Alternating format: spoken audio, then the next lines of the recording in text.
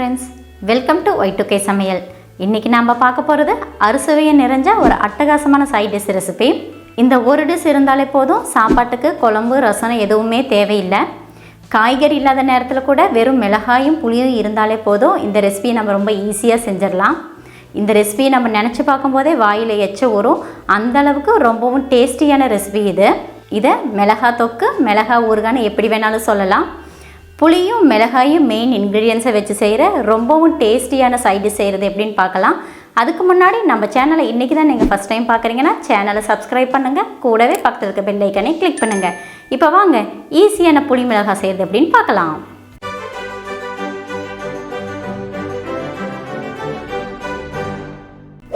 புளி மிளகாய் செய்கிறதுக்கு ஃபஸ்ட்டு நம்மளுக்கு தேவையான புளியை ஊற வச்சுக்கலாம். அதுக்கு ஒரு மிக்சிங் பவுலில் 50 கிராம் அளவுக்கு புளி எடுத்துகிட்டு அது கூடவே 150 ml அளவுக்கு தண்ணி ஆட் பண்ணிவிட்டு புளியை ஊற வச்சிடலாம். நாம் இந்த ரெசிபி செய்கிறதுக்கு ஒரு 1/4 மணி நேரத்துக்கு முன்னாடியே புளியை ஊற வச்சுக்கணும்.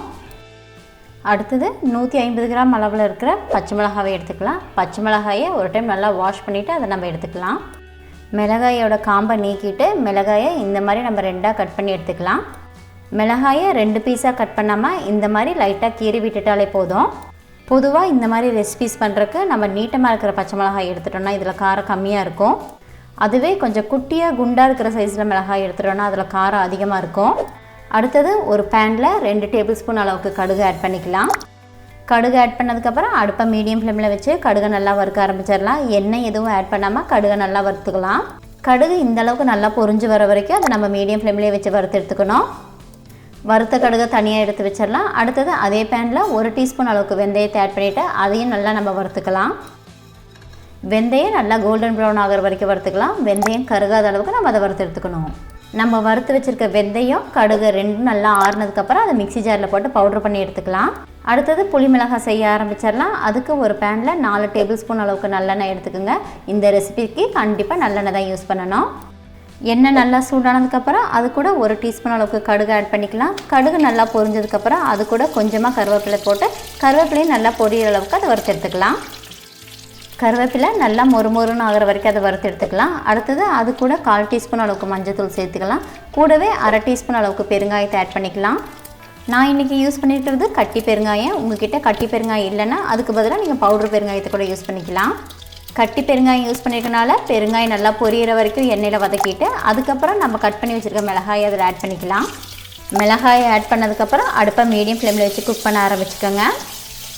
எண்ணெயில் மிளகாயை ஆட் பண்ணிவிட்டு நம்ம வதக்கும் போது மிளகாயோட விதைங்க வெடிக்கிறதுக்கு சான்சஸ் இருக்குது. ஸோ கொஞ்சம் கேர்ஃபுல்லாக நீங்கள் வதக்கிக்கோங்க. 5 நிமிஷம் போல் தொடர்ந்து நம்ம கையெடுக்காமல் மிளகாவை வதக்கிட்டே இருக்கணும். 5 நிமிஷம் நம்ம வதக்கினாலே போதும், மிளகாய் பாதி அளவுக்கு வெந்துடும். இந்த ஸ்டேஜில் நம்ம பவுட்ரு பண்ணி வச்சுருக்க கடுகு வெந்தயத்தை சேர்த்து அதையும் வதக்க ஆரம்பிச்சிடலாம். நாம் செய்கிற இந்த ரெசிபிக்கு மெயினான ஃப்ளேவர் கொடுக்கறது இந்த கடுகு வெந்தயம் தான். ஸோ அதை இந்த ஸ்டேஜில் நம்ம ஆட் பண்ணிவிட்டு வதக்கிக்கணும். மிளகாயோடு சேர்ந்து இந்த பவுடரோட வாசனையும் நல்லா வர வரைக்கும் நம்ம தொடர்ந்து வதக்கணும். 3லேருந்து 4 நிமிஷம் போல் வதக்கினாலே போதும். அதுக்கப்புறம் நம்ம ஊற வச்ச புளியை நல்லா கரைச்சிட்டு இது கூட ஆட் பண்ணிக்கலாம். புளியை நல்லா கரைச்சிட்டு அந்த தண்ணியை ஒரு டைம் வடிகட்டிட்டு இதில் நீங்கள் ஆட் பண்ணிக்கணும். நல்லா மிக்ஸ் பண்ணி விட்டுட்டு நம்மளுக்கு தேவையான அளவு உப்பையும் ஆட் பண்ணிவிட்டு அதையும் ஒரு டைம் நல்லா மிக்ஸ் பண்ணி விட்டுட்டு நம்ம குக் பண்ண ஆரம்பிச்சிடலாம். குக் பண்ணும்போது அடுப்பை மீடியம் ஃப்ளேமில் வச்சு குக் பண்ணிக்கோங்க. புளி தண்ணியை ஆட் பண்ணதுக்கப்புறம் இதை கவர் பண்ணி வச்சு ஒரு 10 நிமிஷம் போல் நம்ம குக் பண்ணிக்கலாம். கவர் பண்ணி நம்ம குக் பண்ணும்போது அடுப்பை மீடியம் ஃப்ளேமில் வச்சு குக் பண்ணிக்கோங்க. இடையிடையில் ஒரு டைம் நம்ம அதை மிக்ஸ் பண்ணி விட்டுட்டு குக் பண்ணிக்கலாம். இந்த புளி மிளகாயை செய்யும் போதே அதோட வாசனை ரொம்ப தூக்கலாக இருக்கும். கொஞ்சம் தண்ணி மாதிரி இருக்கிறது நம்ம தொடர்ந்து குக் பண்ணணும்னா நல்லா கெட்டியாக திரண்டு ஒரு பேஸ்ட் கன்சிஸ்டன்சிக்கு வரும். அந்த அளவுக்கு நம்ம குக் பண்ணிகிட்டே இருக்கணும். நம்ம ஆட் பண்ண எண்ணெயெல்லாம் தனியாக பிரிஞ்சு வர ஆரம்பிச்சிருச்சு. நல்லா திக்கான கன்சிஸ்டன்சியில் நம்மளுக்கு தேவையான புளி மிளகாய் ரெடி ஆயிடுச்சு. இந்த ஸ்டேஜில் இது கூட 1 டேபிள் ஸ்பூன் அளவுக்கு கரும்பு சர்க்கரை ஆட் பண்ணிவிட்டு அதையும் நல்லா மிக்ஸ் பண்ணி விட்டுக்கலாம். அறுசுவையும் நிறைஞ்ச அட்டகாசமான ரெசிபி இது. இந்த ஒரு டிஷ் இருந்தாலே போதும், நம்மளுக்கு குழம்பு ரசனை எதுவுமே தேவையில்லை. அதே மாதிரி இட்லி தோசை சப்பாத்திக்குன்னு எந்த சைட் டிஷ்ஷுமே தேவையில்லை. ப்ரெக்னென்ட் லேடிஸ், அல்சர் ப்ராப்ளம் இருக்கிறவங்க, வயிறு சம்மந்தமான ப்ராப்ளம் இருக்கிறவங்க, அதே மாதிரி பைல்ஸ் ப்ராப்ளம் இருக்கிறவங்க இந்த ரெசிபியை சாப்பிட வேண்டாம். நல்லா திக்கான கன்சிஸ்டன்சியில் ரொம்பவும் டேஸ்டியான புளி மிளகாய் ரெடி.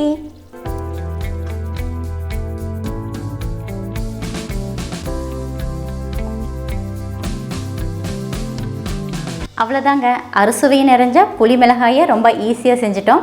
இந்த ரெசிபி உங்களுக்கு பிடிச்சிருந்துச்சுன்னா லைக் பண்ணுங்கள், ஃப்ரெண்ட்ஸ் அண்ட் ஃபேமிலிக்கு ஷேர் பண்ணுங்கள். இந்த ரெசிபியை நீங்களும் ட்ரை பண்ணி பார்த்துட்டு எப்படி இருந்துச்சுன்னு எனக்கு கமெண்ட் பண்ணுங்கள். மறுபடியும் இன்னொரு ரெசிபியில் பார்க்கலாம். அது வரைக்கும் பாய்.